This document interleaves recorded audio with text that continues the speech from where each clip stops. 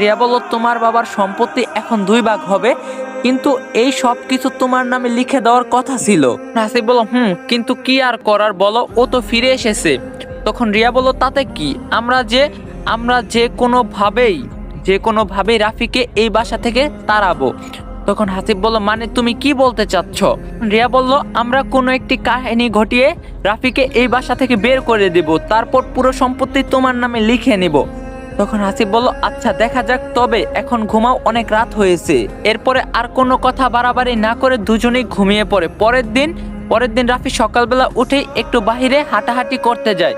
বেশ কিছুক্ষণ হাঁটার পর হঠাৎ করে একটি মেয়ে এসে সালাম দেয়।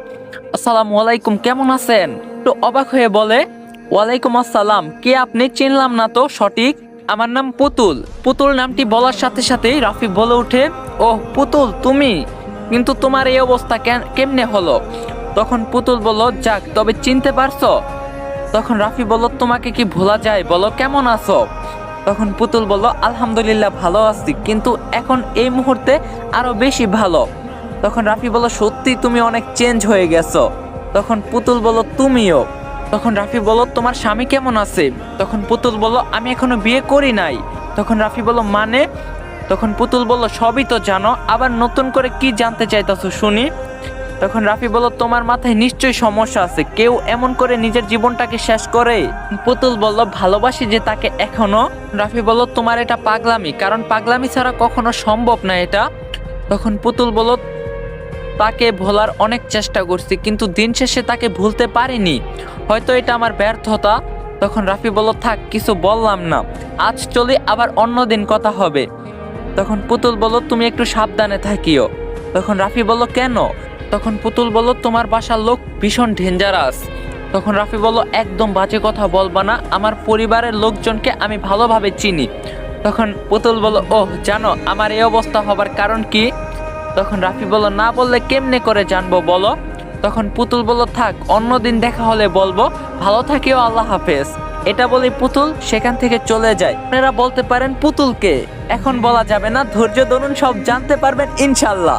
তো এরপরে রাফি আর কিছু জানতে না চেয়ে বাসায় চলে আসে। এসেই দেখে সবাই খেতে বসেছে। এমন সময় রাফির মা বলে ওঠে, রাফি ফ্রেশ হয়ে আয়, এসে খাবার খাবি, খেয়ে নে। মায়ের কথা মতো রাফি ফ্রেশ হয়ে এসে খেতে বসে সবার সাথে। এমন সময় রাফি তার বাবাকে বলে, বাবা একটা কথা বলার ছিল। তখন রাফির বাবা বলল, বল কি বলবি? তখন রাফি বলল, আমি তো দেশে ফিরে আইছি, এখন ব্যবসা করব এবং জমিতে চাষবাদ করব। তখন রাফির বাবা বলল, তো এতে আমি কি করব? তখন রাফি বলল, কিছু করতে বলছি না, শুধুমাত্র আমি আমার জমিগুলো দেখায় দাও, যেগুলো আমি বিদেশ থাকতে ক্রয় করছি, আর হ্যাঁ 14 লাখ টাকা ক্যাশও দিয়েছি, ওইগুলো দাও, ব্যবসা করব। শুনে রাফির বাবা বলে ওঠে, কিসের জমি? তখন রাফি বলল, আমি বিদেশ থাকতে যে জমি কিনছি আমার নামে ওই জমি। তখন রাফির বাবা বলল, সেই জমি তোর একার নামে না, হাসিবও সেখানে পাবে। তখন রাফি বলল, মানে ও পাবে কেন, বুঝলাম না। তখন রাফির বাবা বলল, দুজনের নামে আছে তাই পাবে। তখন রাফি বলল, কিন্তু বাবা এই সব তো আমি নিজের টাকায় কিনেছি। তখন রাফির বাবা বলল, যে 1 বিঘা জমি তার আবার এত কথা?